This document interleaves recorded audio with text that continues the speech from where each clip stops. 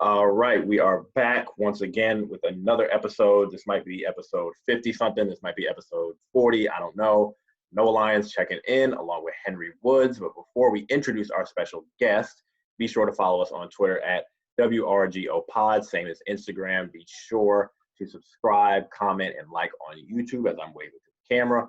Also be sure to subscribe, like, comment, rate, review, all that stuff on Apple Podcasts, Spotify, SoundCloud, and Google Podcasts as well. So now I will let our special guests introduce themselves.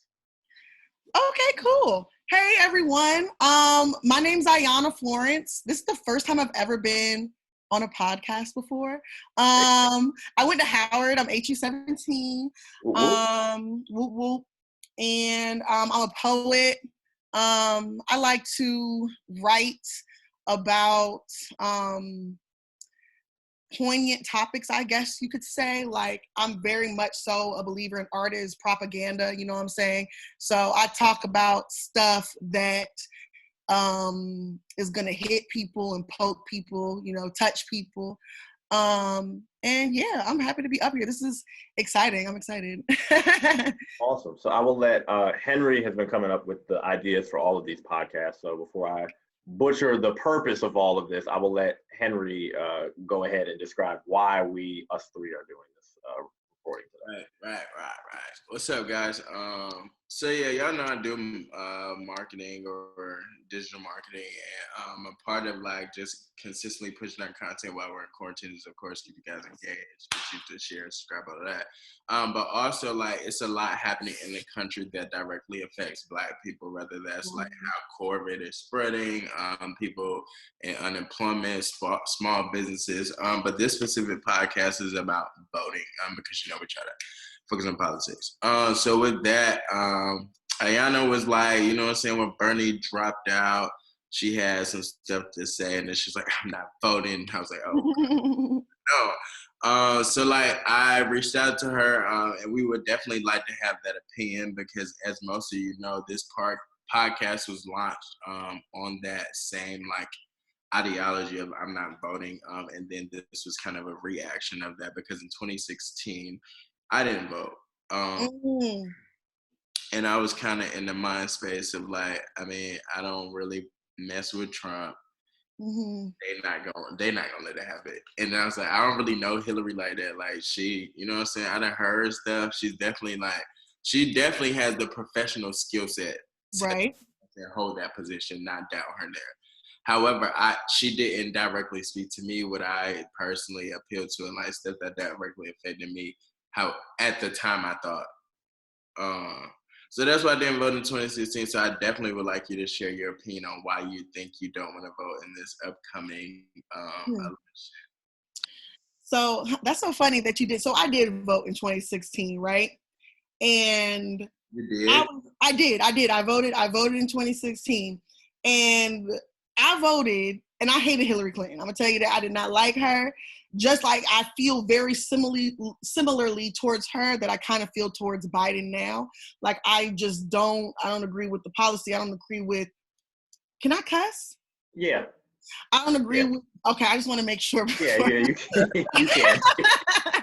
I just don't agree with like the shit they be talking about. Like, I just don't agree with it. I don't agree with stuff they've done in the past, the background, like none of it. I'm just not with any of it. However, and it's crazy because I said it last election. I said Hillary's not gonna win, and I was like, I'm gonna vote for her, and I pray that she gonna win, because even though I don't like her, at least she's qualified. You know what I'm saying? Like, Trump is obviously insane, but I went out and I voted for her. You know, I voted for her in the Democratic election, and I voted for her in the presidential election. And hold on, this damn thing is hold on. It's okay. You could keep going. Yeah, I voted for her, and I mean, she won the popular vote, but she, you know, ultimately lost the election. And I feel very similarly towards Joe Biden this time around. And the reason that I'm saying I'm not voting, because I was okay with it, even though he's obviously senile. I don't agree with his policies, you know what I'm saying, stuff that he's done in the past. You know, what sent me over the edge for real was the rape allegations. Like, I've been knew he was a creep. I've been knew Joe Biden was a creep, and I've been saying Joe Biden's a creep. I've been saying it for the long. I'm like, yo, Joe Biden's a creep. Like, I don't get why y'all like him. Like, years ago, I was saying this, right?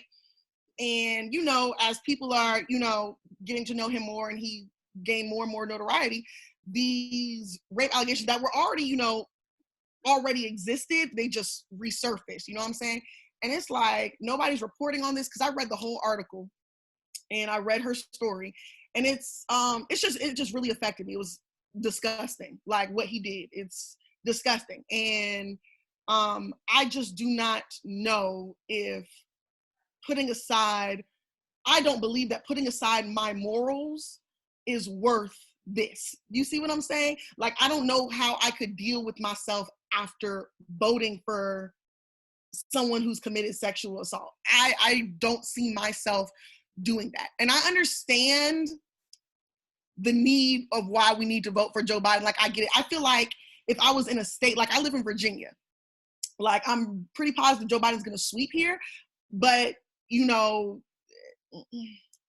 yeah, no, I don't see myself doing it. I understand the importance of it in terms of like, oh, you know, he's going to have other people on his team. Like, it's going to be people in his cabinet that are important. You know, Ruth Bader Ginsburg is really old. She's not going to last too many more years. You know what I'm saying? Like, we have to, and yeah, it's complicated, but I just do not know if putting aside my morality, because that's what I would be doing. If I went up and I'm placing my vote for someone that I know is a rapist, and you know, I feel like I'm not going to be forced into that. I feel like he was already forced onto us.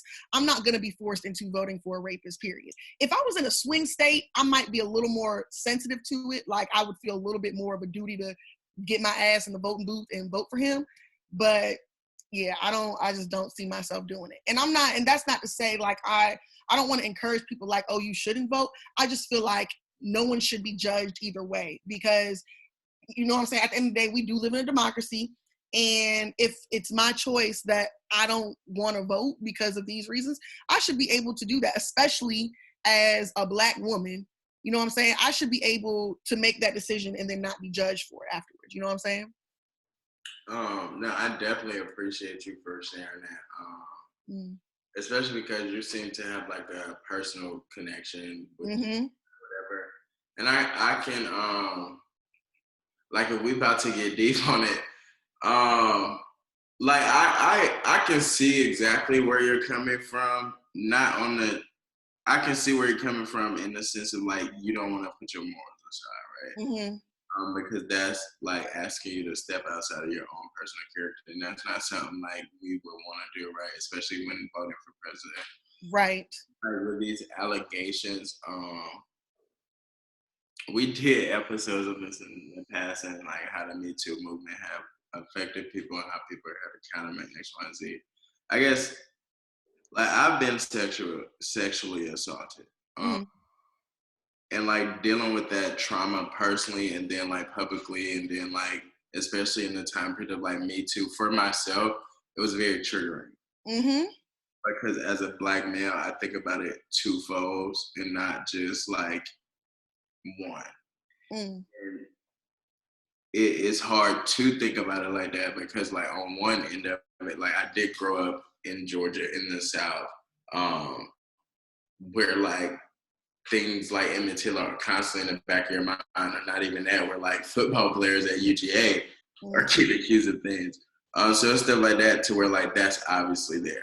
And then when I went through my own situation, it was like, damn, like this shit does happen, not just to females, right? But everybody, right? So like realizing that, it's kind of like, how do you like put your morals aside for somebody who has been accused of said things? So like when the Me Too movement happened, or like the cancel R. Kelly and all that stuff, I personally like detached, because I think I personally now come to like a sense of like, this is America, right? And in this narcissistic capitalistic society, we're self-serving. Mm-hmm. And with that existing, I guess I've just like, people are human. And me as a person, I have like a responsibility to like either do good or do bad, and that's like a personal choice, right? Mm-hmm. Making those choices, you definitely have the choice not to vote. And I guess for myself, I just kind of like don't think that deep on the part about it. Um, so it's definitely interesting to see like that's something that you like carried. Yeah, because well, it's like this.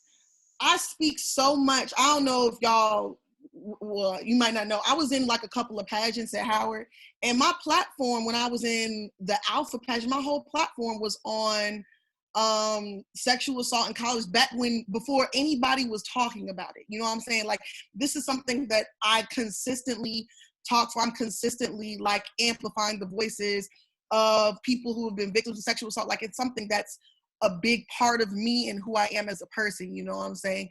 As someone who was a victim of it, you know what I mean? And I just, I would feel like I'm losing myself. You know what I'm saying? Like, it's like losing a part of yourself, because it's like, damn, I'm putting aside everything that I've said, everything that I felt, just to vote for someone that I for has just like went to nothing. Out the window. It's out the window. My values, you know what I'm saying? The stuff and you know, I understand that that issue is not in like a number one issue for everybody, which is fine. You know what I'm saying? It's not going to be a number one issue for every single person. You know what I'm saying? But for me, it's a huge deal that he is that kind of person. And you know, I already thought he was creepy. And that was already like, I'm not, because he's weird. I done seen these videos of him touching folks. He gives me creepo vibes. I already didn't want to vote for him. I said, you know what, I'm gonna do it. But then I started actually researching. I'm like, no, he's been accused of sexual assault multiple times by multiple people. And it's too much. And the media is not covering it because, you know, they want him to be president. So it's like, I feel like he's being forced onto me and he sucks. Like, I'm not about to do it. And so, yeah, it's one of those things where it's like, damn, and do I really want to sacrifice my morality for a system that really don't give a fuck about me? You know what I'm saying? That at the end of the day, don't give a damn about me, period. They don't care. Am I really going to put aside my, and then on the flip side of it is, in not voting, how is that affecting my morals as well? You know what I'm saying? Because the ramifications of Donald Trump affect other stuff that I feel very, you know, close about and very dear to. Huh? That's why I'm getting ready to lead the conversation. Yeah. Same. Because like, how do you reconcile with that? How do you try to strike that balance? Because I think it is tough where if you do have a very strong disagreement against one candidate, but you can say at the same time is that if you probably listed out all the issues that you care about, and if you had to say who's more likely to go in favor of the way that I want to, right, I'm just going to take a wild swing at it and assume that most of the issues would lean towards Biden and not Trump, who is probably not just going to leave it alone, but actively kind of work against the basically holding corporations accountable. He has his own even longer history of sexual assault and predatory behavior. Reproductive rights, if he wins again, another 4 years. So like, how do you kind of balance out the two? Because it does seem like, and I know I've kind of had to deal with this, where like Biden is not my preferred candidate, but if I had to chalk it up and line everything out, 4 more years of him doing something against 4 more years of Trump going where we have already been. How do you try to kind of like balance out those, because they're very competing interests? Right. Clearly. Well, for me, it's not. It's and I hate that it's so. It's more so a mental thing, you know what I'm saying? And I hate that it's a selfish mental thing, but that's how I feel. Like, it's not about 4 more years of this or 4 more years of that. It's I personally going to a voting booth and voting for someone and casting my vote. Like, it's that physical action. It's like the action of going out and actually doing that is disturbing to me, and knowing what he's done.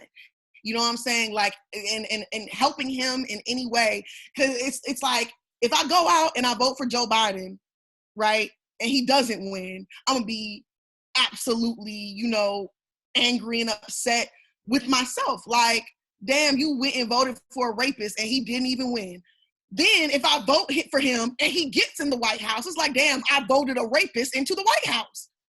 It's a lose-lose. And that, you know what I'm saying? Like, it just feels like a lose-lose. And the only way for me, I feel like, to be, you know, good with myself, because at the end of the day, I have to be good with me and feel good about myself and what I did at the time, and not look back like, damn, I wish I didn't do that, is not to do it. Now, like I said, if I lived in a swing state, if I lived in a state where it was a little more close, if I didn't live in Virginia, if I lived somewhere where it's like, you know, Joe Biden or Trump could take it for real, I might be leaning a little bit more towards voting. But because I live in Virginia, it's like, hell no.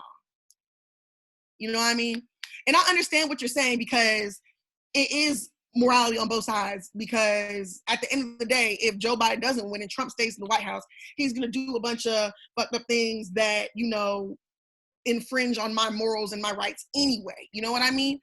And so, yes, it's a very convoluted and complicated thing, but I just hate feeling like it's being forced upon me. You know what I'm saying? Like, is there any way that you feel like you could even try to make it less transactional, or try to make it rather more transactional, in the sense of?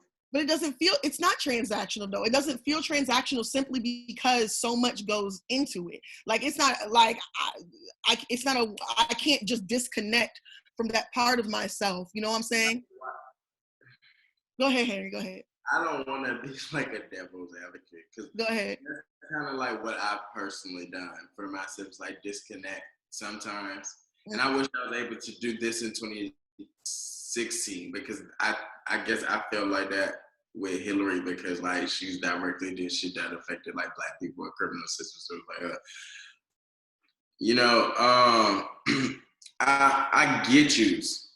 However, you have seemed to consider the long-term effects of it in regards to like Supreme Court judges, abortion rights. Yeah, that's my biggest worry. That is honestly the one thing that kind of I would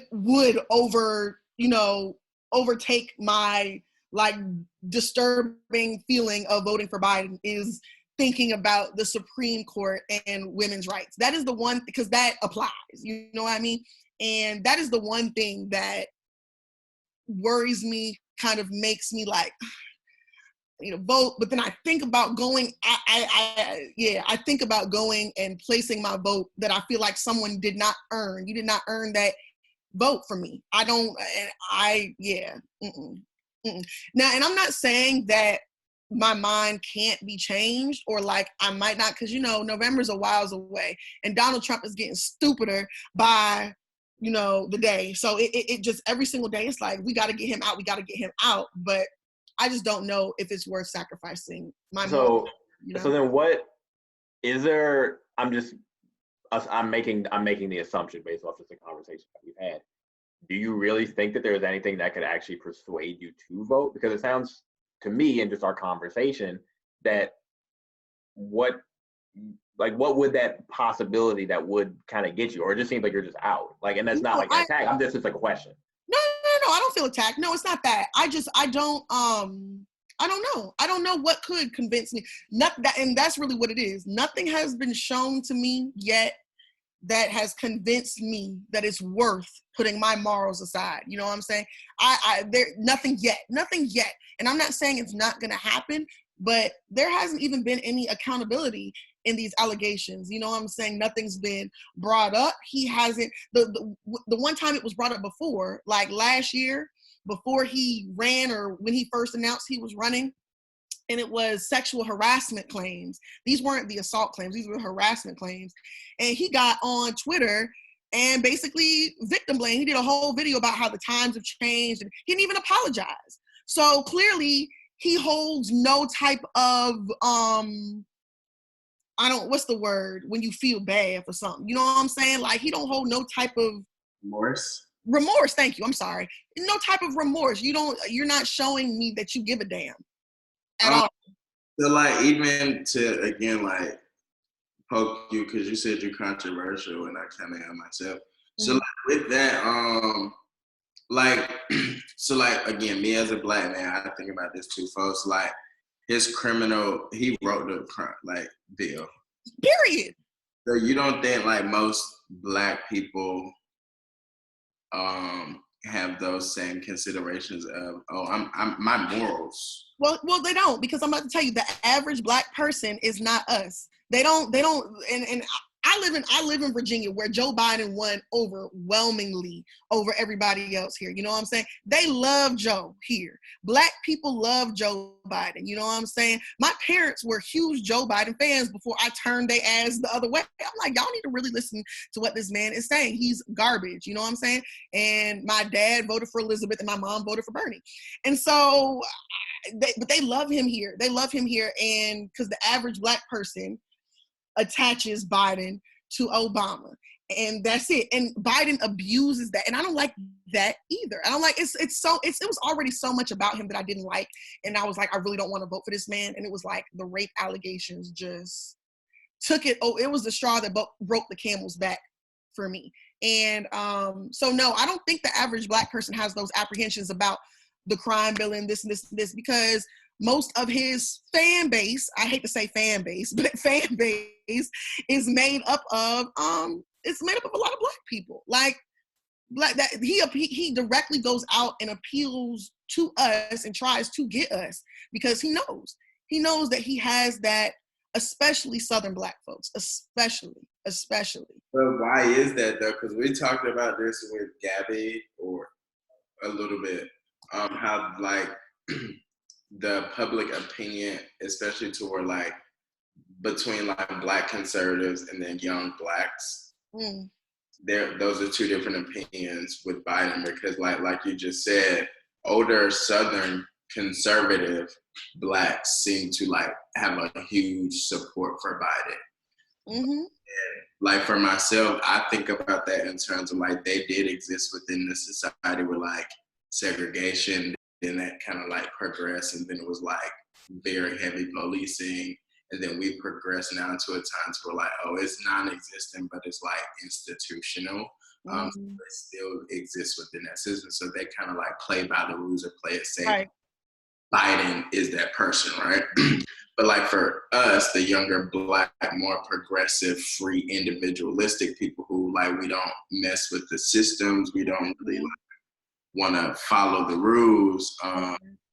We kind of like are like, I'd say Bernie or Elizabeth, those were our two like people, right? But even within existing with in those two people, like Bernie has like a, it's not as Scrooge as Biden, of course, but he has a little screw history with black people. So again, that same question like kind of comes to mind when in terms of like us as black people, because like we're the elite, right? Considered air quotes, because we went to college and work in professional corporate America. So like we've escaped that mold or stigma that's attached to black people, right? But even us, or I don't know about us, but me, we're somehow affected by these same criminal bills that pass, or these tax bills that pass, or like all this stuff that like directly affects us. So with all of that happening, the same question still like ponders, like you don't think we have to like, have that same decision to make about placing our moralities aside to either, I'll take your words, invest into a system that doesn't give a crap. That's part of it too. I mean, that I was, and that's why I said I think it was just the rape allegation that took it over the edge, because that was my initial problem with Joe Biden was the crime bill. But selective history is a thing, you know what I'm saying? And I mean, we're woke and we understand what Joe Biden, did, but most black folks the majority of Black folks don't, think about that and don't think that way. And for those that do, I mean, yeah, it's the same thought of putting your morals aside. And you do that with everything in regards to participating in the system as a Black person, as a woman, as a gay person. You even participating, you're putting there's something wrong, and it's just about what's worth it. And that's what the question was for me. Is it worth putting my morals aside for this? And I don't know if it is. I don't think so at this point, Okay. And it's that too, though. It's that as well. It's how, he has this history, Joe Biden, of just kind of making shit up to fit how he want to fit. You know what I'm saying? And it's like, I'm not about to be forced to vote for somebody like that already. And then on top of it, that, and on top of that, and on top of that. You know what I'm saying? It's like compactor. Yeah. So like, you could ideally like give a scenario where he has done the outreach, done the apologizing, he's right. done the reconciliation needed to like appeal. Oh, if he take, but I don't see that happening. But what would that look like? Child, I don't even know. It would look like you would have to. I mean, and he tries. Him talking about making a Black woman his vice president, and all this different stuff. He tries to do it, but it's like it's not enough. It's not enough. It's not, and it's not going to be for me definitely until some light is shed on these allegations, because everyone needs to be held accountable. I don't care if you're, whoever you are. Everyone needs to be held accountable. And the fact that he's skated by, I've not seen anything about him in this situation anywhere in the news. And granted, it's a lot of Corona going on, so yes. But I haven't seen anything. Like the first major, I forgot what major news site that I read it on, that she had talked to them and she was on a podcast or something when she was telling her story, and it was just absolutely disturbing. It was like, Post. Huh? The Washington Post. Maybe, might have been. I don't know. I'm gonna have to look, but it was like a bigger news site. I'm like, damn, this is the first time I've seen it on a big. Why is no one reporting this? Why isn't this being talked about? And for him to get up and try to act like he's this champion of women's rights when he did what he did to Anita Hill, first of all, and then on top of that, what he's done personally, like to women, it makes me cringe thinking about going out and casting my vote for a person like that. And I get it's not going to hit and touch everybody like that, and that's fine, and I respect it.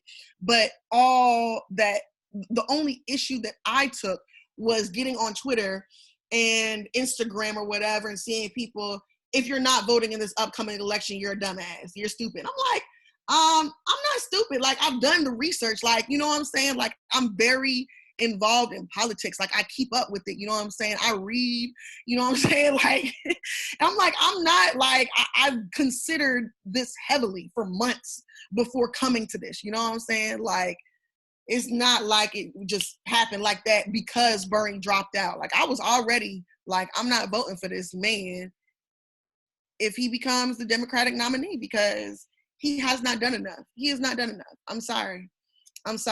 And if I lived in a swing state or a state where I felt like my vote was a little more important, it might be a little bit more of a dilemma for me.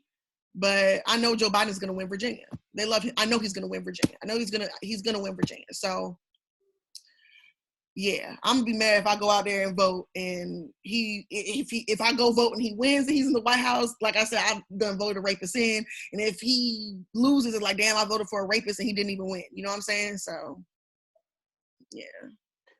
I feel you. Well, Zoom is telling us that we don't have that much time left anymore. So I will let you. The floor is yours. Where can we follow you at? How can we get in touch with you? Yeah. Follow me on everything. Twitter. Well, I guess everything's only Twitter and Instagram, I guess. Follow me at Poet Next Door. It's really easy. Poet Next Door. I be talking my shit, and That's it. Look for updates. I'm writing a book. I don't have nothing to promote like physically, but I've got stuff in the works. I'm trying to get into filmmaking, so I'll be doing stuff.